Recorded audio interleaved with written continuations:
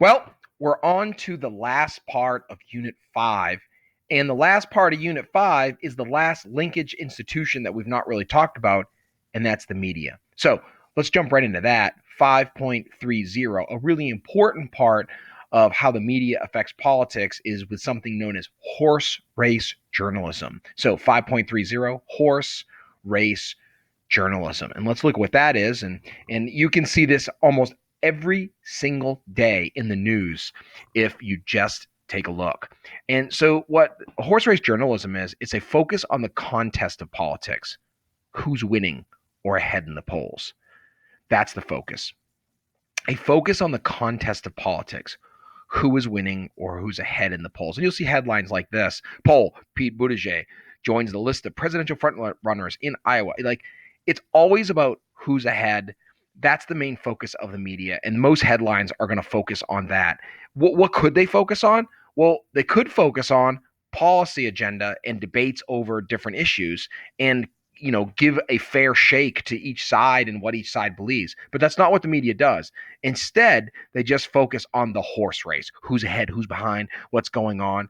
There's a poll down bottom here on the screen. Joe Biden leads Donald Trump by 15 points, 2020 election poll. That was taken a year and 2 months prior to the election. Like, that poll is completely worthless. Like, as we know, polls that are months, if not a year or more ahead of an election, are completely worthless. Events change, things happen, and but the media runs with that. That's going to be the headline. That's what we call horse race journalism. 5.31, another type of journalism that might be a little bit more helpful, but at times can actually make our politics even more negative, is called investigative journalism. 5.31, investigative journalism. Again, this can be very positive because it can help shed the light on some issue or corruption, but also can have a negative impact on our politics as well. 5.31, investigative journalism. So first off, investigative journalism, let's define it first. It's deep, original investigation on a specific topic. So instead of just like the cursory, surface, like who's ahead, poll kind of journalism, horse race journalism, we kind of get something a little more in depth. So deep, original investigation on a specific topic, often conducted over a long period of time. All right, so maybe it's 5 or 6 months, maybe it's a couple of years, and or involving the exposure of secret information. So think of Watergate in the early 70s, some Nixon aides tried to sabotage Democrats by breaking into the Watergate Hotel, where also there were a Watergate office building, and there was a psychiatrist. They were trying to break in there and get some information, get some dirt on some Democrats, and then eventually this gets out. And so Watergate is that's an investigative journalism where they're finding out that some corruption happened and the secret information is being leaked. Investigative journalism.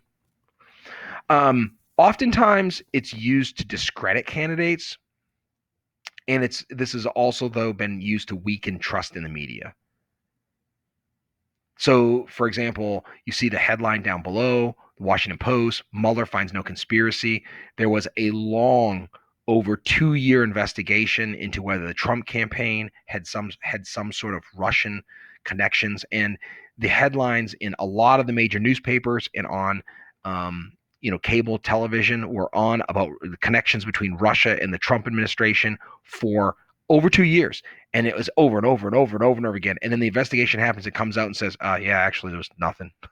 So, like, this investigative journalism ended up just not really being anything.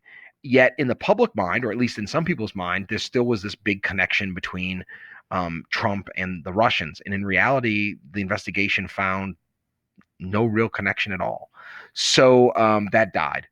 This is the kind of thing that investigative journalism can lead to not so good things that lead to distrust in the media. 5.32, last card here, and then we'll only have one lesson left in Unit 5. 5.32, the media as gatekeeper. What does that mean, a gatekeeper? Media as a gatekeeper. 5.32. Pause if you need to. And the idea behind media as a gatekeeper is this: The media's role in setting the political agenda by drawing public and government attention to certain issues. The media's role in setting the political agenda by drawing public and government attention to certain issues. So, what the media focuses on is what the public and government ends up focusing on.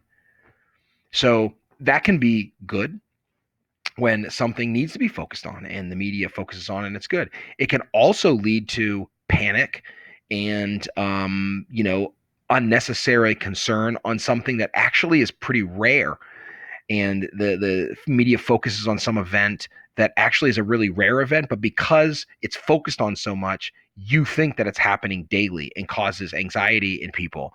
You know, big public shootings would be an example where an event happens, there's a shooting at a school or some event, and the media like runs with it over and over again, and it makes you feel like these shootings are happening all over the place. But then you look at data and come to find out like shootings like this are actually incredibly rare, and so it raises anxiety. There's another thing, like the amount of deaths from terrorism are like minuscule in the United States on average per year, yet if you ask people the main reason people die in the United States, there's like this massive coverage of terrorism, and people have a major fear of it. And so this unbalanced focus by the media on uh, things that are horrible, that are negative, you know, sets the agenda for politics, but also kind of maybe doesn't give people the real viewpoint of like what reality really is in terms of how things are going. All right, we have one more lesson after this, and then that's it for Unit 5. Thanks.